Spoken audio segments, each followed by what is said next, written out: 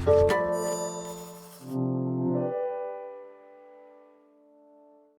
following podcast is part of a certified educational activity titled Reducing the Burden of Chronic Rhinosinusitis with Nasal Polyps on Patient Quality of Life, an exploration of novel and emerging biologic therapy. Access the entire activity and complete the post-test at peerview.com/XNY860. Downloadable infographics and additional resources are also available. Hello, my name is Jonathan Koren. I'm an allergist immunologist and clinical faculty at the David Geffen School of Medicine at UCLA in Los Angeles, California. I'd like to welcome all of you to this educational activity regarding the burden of chronic rhinosinusitis with nasal polyps on patient quality of life, along with the novel and emerging therapies to improve its management.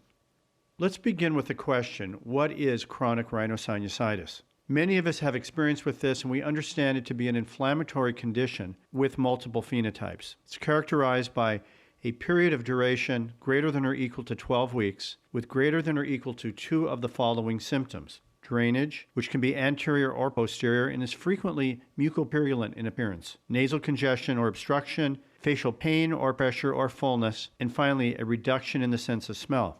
Inflammation is objectively documented by one or both of these criteria: nasal endoscopy demonstrating drainage, edema within the nose or nasal polyps, and or a CT of the sinuses showing inflammation of one or more of the paranasal sinus cavities. The next question is, how do we classify chronic rhinosinusitis? About 80% of cases have no nasal polyps in association with their sinus disease. These people typically have less eosinophils in the tissue with a Th1 predominant inflammatory pattern. That leaves 20% of patients who do have nasal polyps. These patients typically are characterized as having a high degree of tissue eosinophilia, what we call a type 2 predominant inflammatory pattern. These patients may also have increased levels of total IgE in the serum along with specific IgE, and we have found through a number of studies that much of this IgE can be directed against Staphylococcus aureus and Ritoxin A. These patients may also have eosinophil-relevant biomarkers, particularly blood eosinophils. Some patients will have had past reactions to COX-1 inhibitors, such as aspirin or other nonsteroidal anti-inflammatories, and this is a very important part of documenting their history of aspirin-exacerbated respiratory disease, also called nonsteroidal exacerbated respiratory disease. The next question is, how do we differentiate chronic rhinosinusitis with nasal polyps? Loss of taste and smell seem to be important symptoms, along with very severe nasal obstruction. A number of symptoms have been associated with eosinophilic nasal polyposis, including ear pain, sneezing, difficulty breathing through the nose, especially at night, along with bothersome symptoms related to taste and smell, as we outlined above. Some of the comorbidities that we see with chronic rhinosinusitis and nasal polyposis should raise our index of suspicion. Frequently, these patients will have recurrent exacerbations of rhinosinusitis, often requiring either oral steroids or antibiotics. Concomitant allergic rhinitis may be present. These patients frequently have asthma. They may have esophageal reflux disease, and finally, sleep apnea. I think of special note is the asthma, which has been reported in anywhere from 26 to 48% of patients who have CRS with NP.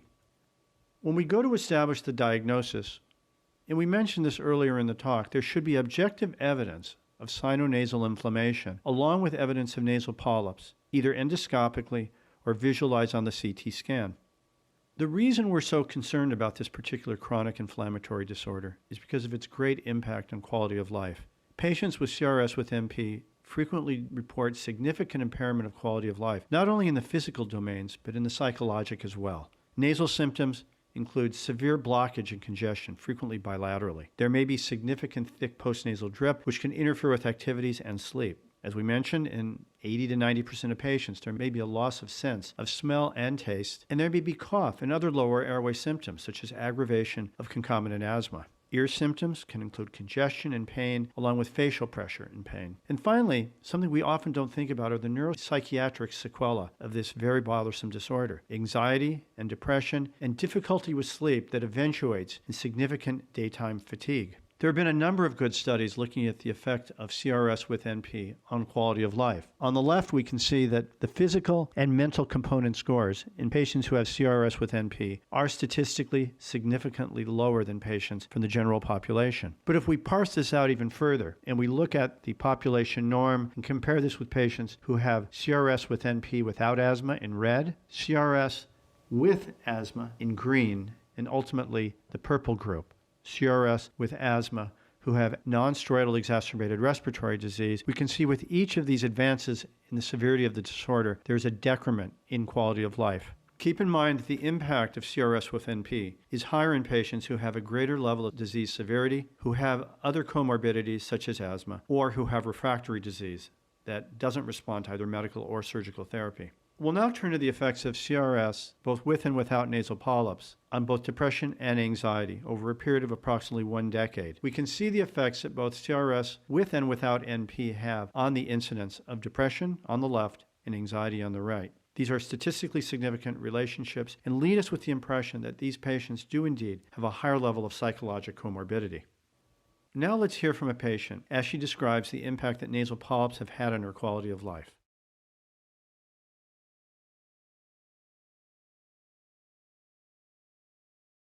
I've been dealing with it for 3.5 to 4 years.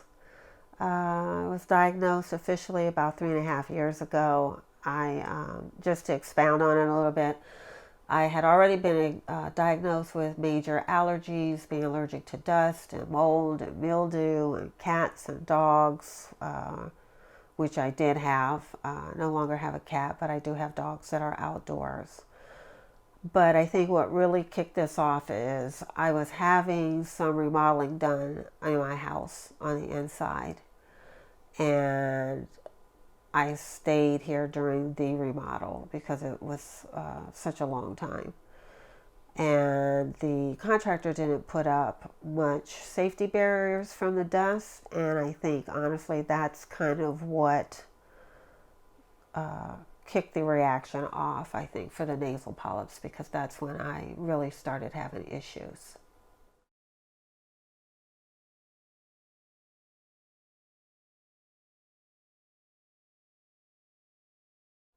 Not being able to breathe. When I can stick my finger up my nose, just a little bit and feel that there's something there, it kind of freaks you out. And then it also impacts me so much where you can actually see the nasal polyps. You can actually see it a little bit on this side, but it's not as swollen as it usually is. But, that impacts your ability to wear glasses even. They don't sit properly on your face anymore. But, your lack of sleep, your lack of ability to just get comfortable in everyday life also impacts, well, I'll answer that later, but yeah, it definitely impacts your ability to sleep at night. Like I said, you kind of get in your head where you're no longer being distracted by the day's events. So at night when you go to sleep, you're more cognizant of the fact that you cannot breathe at all, and you try to get in different situations, like you lay on one side hoping that the air passage on one nasal passage will open up, or you try to get yourself in different situations to at least get a little bit of air through your nasal passages, and it does mentally affect you.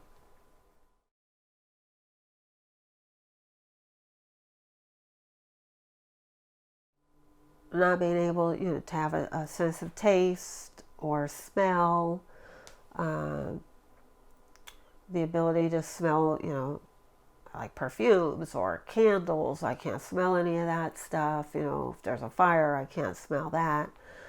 I have to be careful of where I go and what I do. I can't go to outdoor events where there's hay or dirt, or my stepmom lives in the valley out in Paris, California. They live in the country. There's dirt everywhere. I have to be cognizant of where I go and what I do So it's, always at the forefront of your mind. It like takes over your life almost, because you have to think about, if I'm in this situation, am I going to be able to breathe, or I'm going to aggravate my situation more? So it is like a constant thing.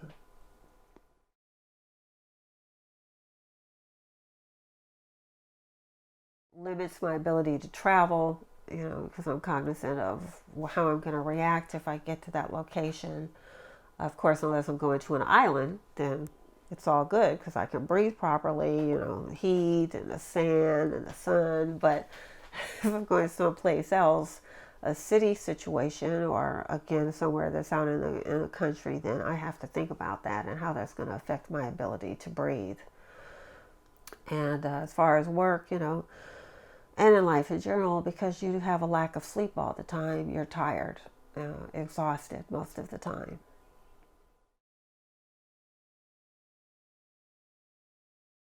Mentally, it affects you. You get in your head about it. You try to take a breath, and you get that. And a lot of times I've had 4 instances where I've swollen up completely and not been able to breathe at all. One time I went to the emergency room knowing that they couldn't help me, but I just needed to do something. So it affects you.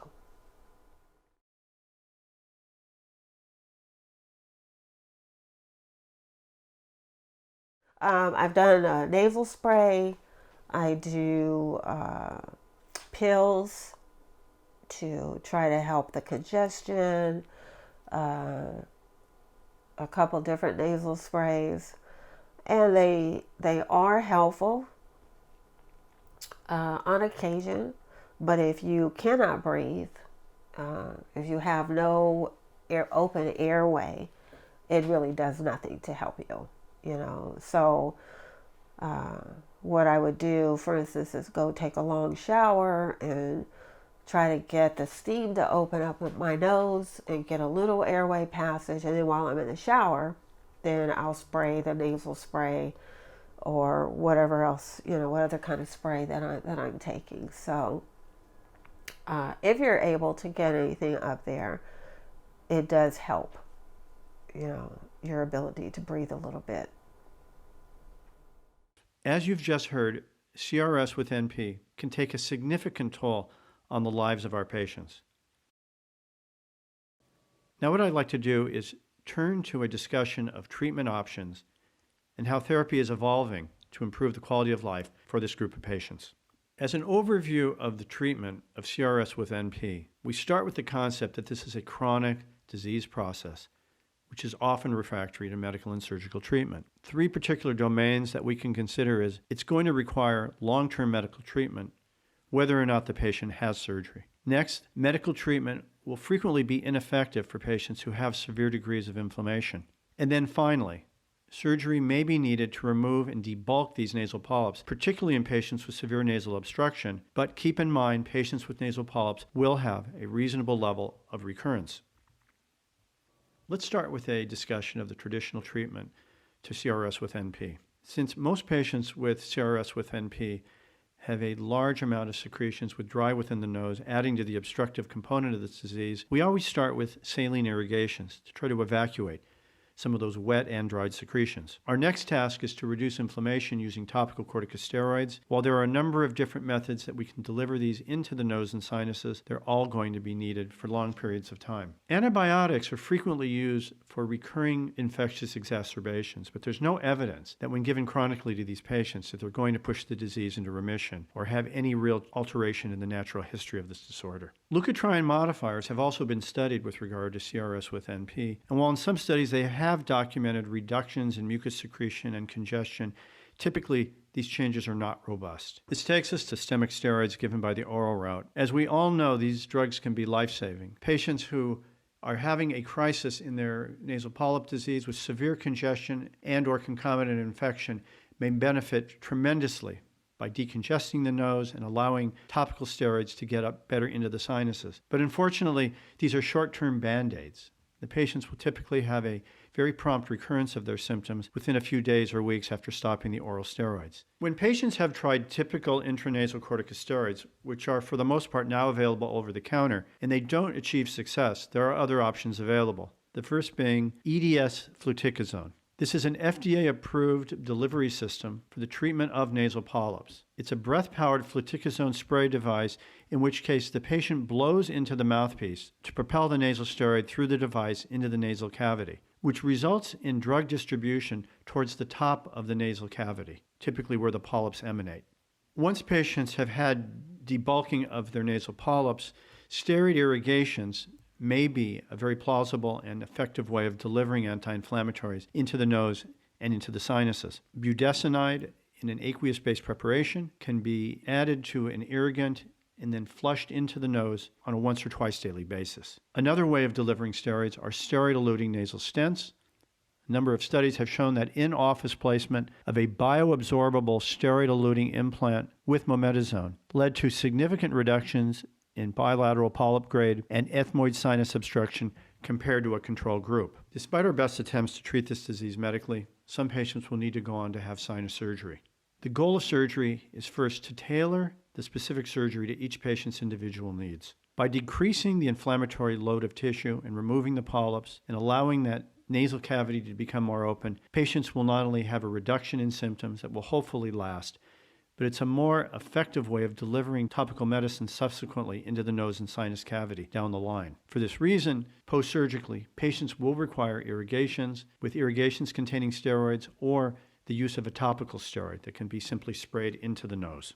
For those of us who treat CRS with NP frequently, we understand that there are shortcomings of traditional approaches. The first being polyp recurrence is not uncommon after surgery. The results of a number of studies have shown that the recurrence after 6 months may be as high as 35%, 12 months out, 38%, and 18 months, 40% or even higher in some studies. Patients who have had surgery and don't consent to having repeated surgery often have poorly controlled nasal sinus symptoms, which are not necessarily reflected in these data.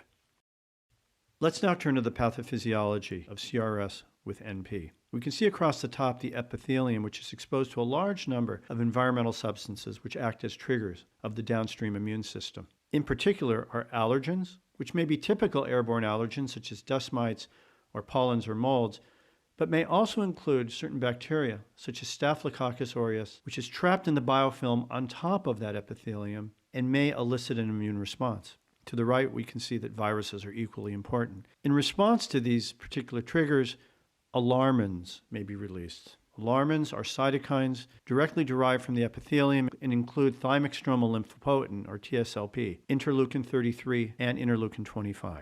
These may have effects on causing a naive T cell to become an allergen-specific Th2 cell, which then has the capacity to release interleukins 4, 5, and 13 and cause downstream inflammatory changes in the tissue. IL-4 and IL-13 are particularly important with regard to causing the B cell to shift from an IgM-producing B cell to an IgE-producing B cell. IL-13 may trigger the development of mucus-secreting cells, or goblet cells, and an increase in mucus secretion, whereas interleukin-5 is very important in drawing eosinophils into the tissue, causing the characteristic eosinophilic infiltrate. Now let's take a closer look at the type 2 inflammatory pathway and the particular role that IgE plays in this reaction. Allergens, bacteria, proteases, and viruses enter the nose and bind to the epithelium, causing genetically susceptible individuals to release epithelial cytokines, or alarmins, which include TSLP, IL-25, and IL-33.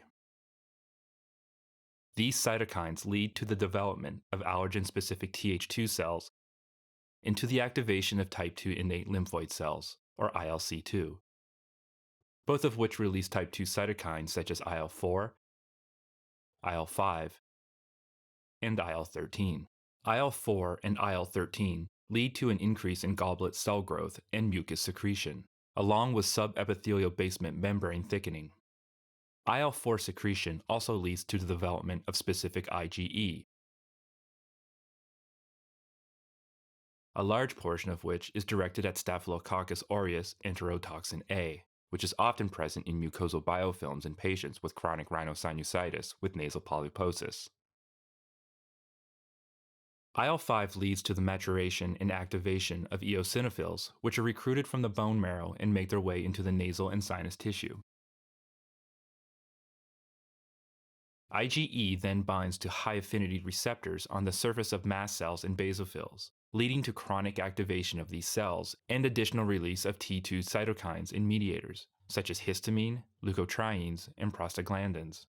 The subsequent release of inflammatory cytokines and mediators from this large number of cell types can result in chronic inflammation, ultimately leading to the growth of nasal polyps.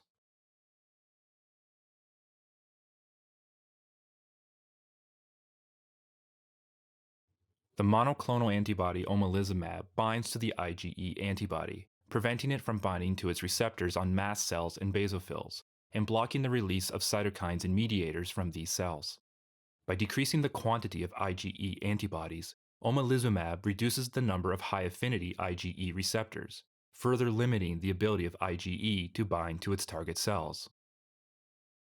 We now have a foundation for how we can employ potential biologic therapies to treat patients who have severe CRS with NP who have not responded to standard of care therapies or even surgery. There are a number of important molecular targets which we may be able to antagonize using monoclonal antibodies. These include Dupilumab, which binds to the common receptor chain for both IL-4 and IL-13 and has been demonstrated to be effective and approved by the FDA for this indication.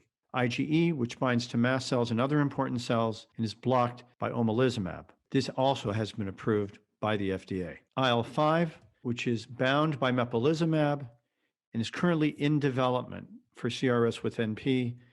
And finally, the IL-5 receptor, which is blocked by benralizumab and is also in development for this indication. Let's start with Dupilumab. Dupilumab is a fully human monoclonal antibody that inhibits signaling of IL-4 and IL-13, which, as we've said, are key drivers of type 2 inflammation. It's been approved by the FDA for CRS with NP in 2019 as an add-on maintenance therapy in adult patients with inadequately controlled CRS with NP. Efficacy was established in two large phase 3 trials known as Sinus 24 and Sinus 52.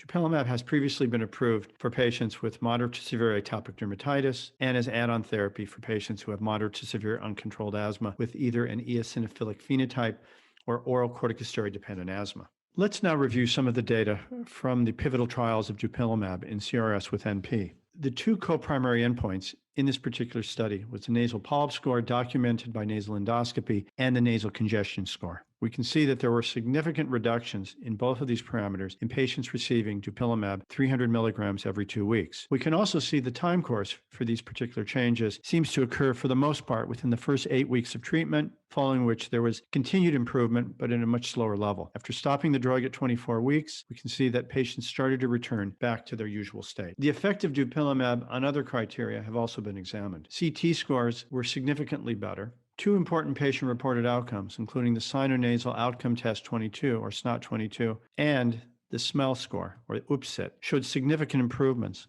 within 8 weeks of starting the drug, which reached a plateau between 8 and 12 weeks. Total nasal symptom scores also responded within 8 weeks, and daily loss of smell similarly was improved within the first 8 weeks. Very similar findings were found in the 52-week study of Dupilumab in patients with CRS with NP, with significant improvements in the nasal polyp score, nasal congestion score, CT score, SNOT 22 and UPSIT score, and total nasal symptoms.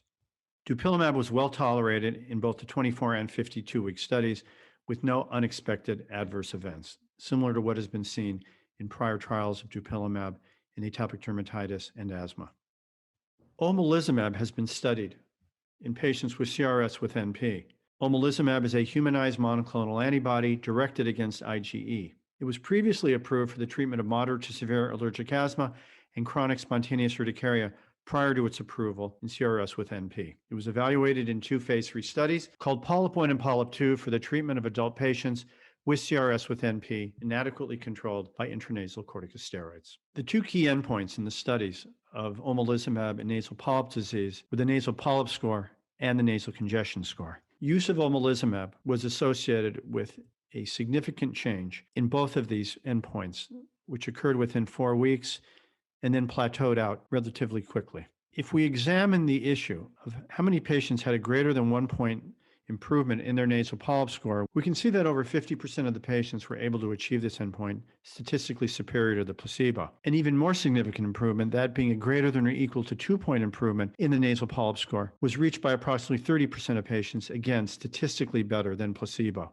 With regard to the nasal congestion score, with greater than a 1-point improvement, approximately 40% of the patients did reach this, again, statistically superior to the placebo group. Patient-reported outcomes, including both SNOT-22 and the IPSIT scores, were significantly improved with omalizumab, again with a statistically significant improvement occurring at the 4-week time point, which continued throughout the remainder of the 24-week study. A third patient-reported outcome, total nasal symptom score, was also significantly improved, here with the peak effect occurring at about 8 weeks and continuing to slowly improve over the study.